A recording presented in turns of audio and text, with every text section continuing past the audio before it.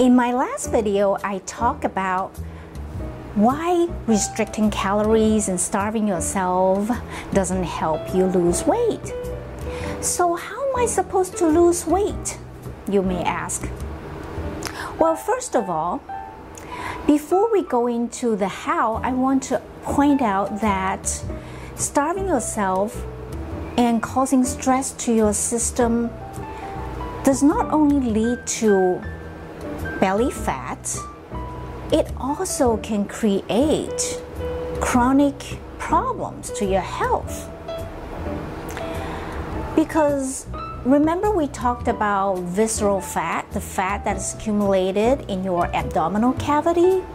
Well, that fat will actually increase your risks for certain chronic diseases, such as diabetes, heart disease, high blood pressure, certain types of cancer such as breast cancer and colorectal cancer, and even Alzheimer's disease.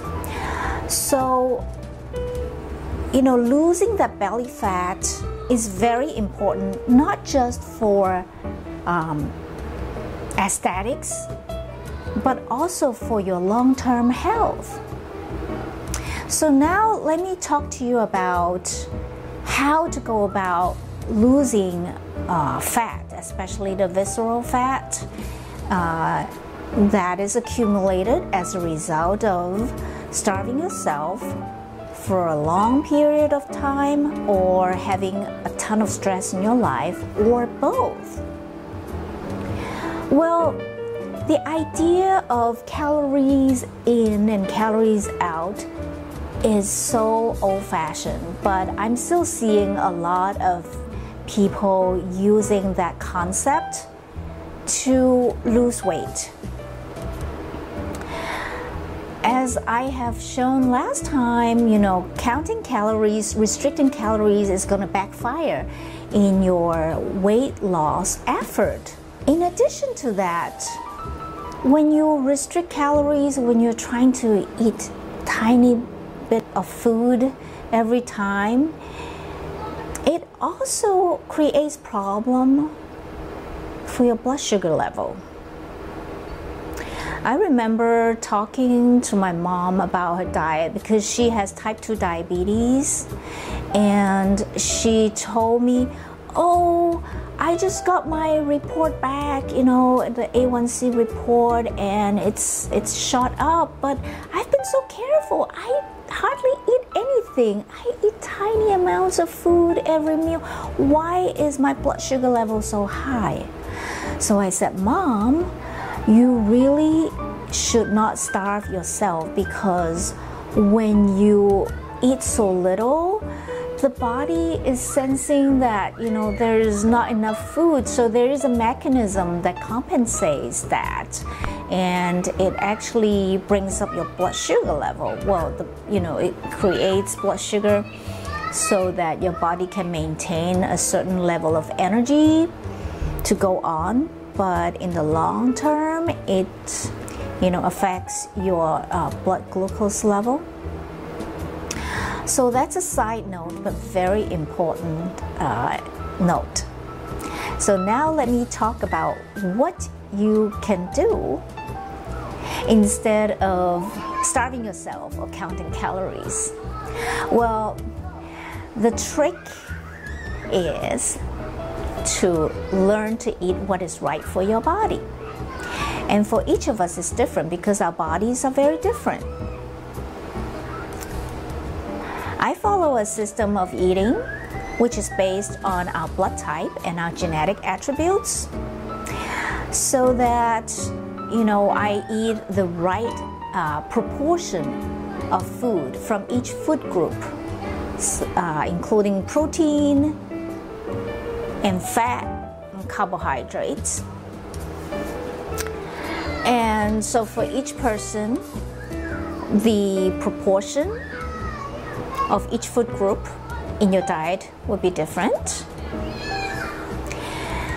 And also the amount of food for each type of food will be different. So this is a long topic which I cannot include in this video. but it's important to know what your body needs and feed your body with the right fuel, which is the right kinds of food and beverages, and then also give it the right amount. Generally speaking, it's really important to have the right amount of protein and fat in addition to vegetables, complex carbohydrates, vegetables and fruits, and some starch, okay, to make it a balanced meal. So some of you may be eating a ton of vegetables and very little of meat or fat, thinking that that'll help you lose weight. Well, of course, you're gonna lose weight this way because there's a calorie deficit. There isn't a lot of calories in vegetables. However, your body is not getting the right amount and the right type of micronutrients. And so when your body is constantly starved of certain important and essential nutrients, all sorts of health consequences will start. And as I have been telling you, doing this will actually backfire on your weight loss effort. You might start to have a lot of cravings for fatty food or sweet food, and this will go down in a downward negative spiral, which will sabotage your weight loss effort. So all of these, knowing the right types of food and the right amount of food and the right frequency, they're all very important to keep your body in balance and to sustain you. And then you will lose weight gradually. Okay, gradual is the key, because if you lose a ton of weight in a short amount of time, well, the body goes into a shock and doesn't know how to deal with it. And your effort will also backfire.